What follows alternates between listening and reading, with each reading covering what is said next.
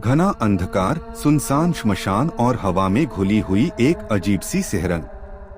राजा विक्रमादित्य फिर उसी पीपल के पेड़ के नीचे खड़े थे जहां बेताल उल्टा लटका हुआ था। विक्रम ने बिना देर किए बेताल को अपने कंधे पर उठाया और चल पड़े।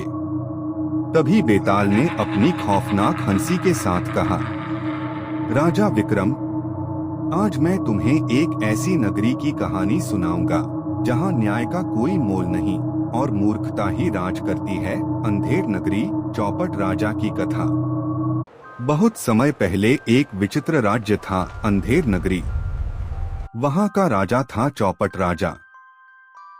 उसका नाम ही उसके स्वभाव का परिचायक था, नासमझ, जिद्दी और अजीब फैसले लेने वाला।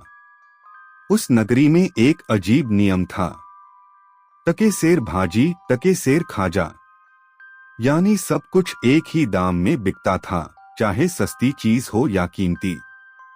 एक दिन एक साधु और उसका शिष्य उस नगरी में पहुंचे। शिष्य ने देखा कि वहां हर चीज सस्ती है, घी, दूध, मिठाई, सब कुछ। शिष्य खुश होकर बोला, गुरुदेव, यहाँ तो रहना चाहिए, सब कुछ सस्ता है।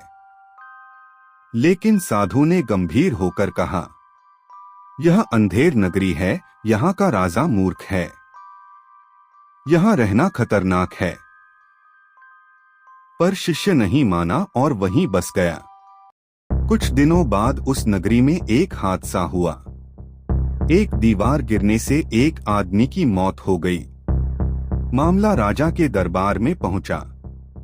राजा ने कहा, जिसकी वजह से दीवार गिरी उसे फांसी दी जाए। जांच शुरू हुई। राजमिस्त्री बोला, दीवार इसलिए गिरी क्योंकि ईंटें कमजोर थीं। ईंट बनाने वाला बोला, मैंने तो सही बनाई थी, गारा ठीक नहीं था। गारा बनाने वाला बोला, पानी ज्यादा डाल दिया गया था। पानी लाने वाला बोला, घड़ा बड़ा था इसलिए पानी ज्यादा हो गया। अंत में बात उस कुम्हार तक पहुंची जिसने घड़ा बनाया था। कुम्हार बोला, मैं क्या करूं? उस दिन एक नाचने वाली सड़क से गुजरी, मैं उसे देखने लगा और घड़ा बड़ा बना दिया। अब नाचने वाली को बुलाया गया। उसने कहा, मैं तो अपनी पायल के कारण धीरे चल रही थी क्योंकि सुनार ने भारी पायल बनाई थी। अब सुनार को बुलाया गया। उसने कहा, मुझे जल्दी थी क्योंकि राजा के आदेश से मैं गहने बना रहा था। अब दोष खुद राजा पर आने लगा। राजा को समझ नहीं आया क्या करे। आखिर उसने कहा, कोई भी एक व्यक्ति पकड़ो और उसे फांसी दे दो। सिपाहियों ने एक दुबले पतले आदमी को पकड़ा, पर वह फांसी के फंदे में फिट नहीं बैठा। फिर उन्होंने एक मोटे आदमी को पकड़ा, और वह मोटा आदमी वही शिष्य था। शिष्य डर गया और अपने गुरु को याद करने लगा। गुरु तुरंत वहां पहुंचे और बोले, राजन, आज का दिन बहुत शुभ है। जो आज फांसी पर चढ़ेगा वह सीधे स्वर्ग जाएगा। राजा लालच में आ गया और बोला, तो फिर मैं खुद फांसी पर चढ़ूंगा। और मूर्ख राजा खुद फांसी पर चढ़ गया। राजा के मरते ही अंधेर नगरी में हड़कंप मच गया। लोगों को समझ आया कि मूर्खता और अन्याय का अंत हमेशा विनाश ही होता है। गुरु अपने शिष्य को लेकर वहां से चले गए।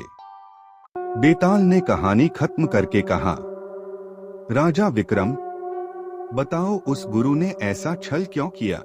क्या यह उचित था? विक्रम ने शांत स्वर में कहा, गुरु ने छल नहीं, बुद्धिमानी दिखाई।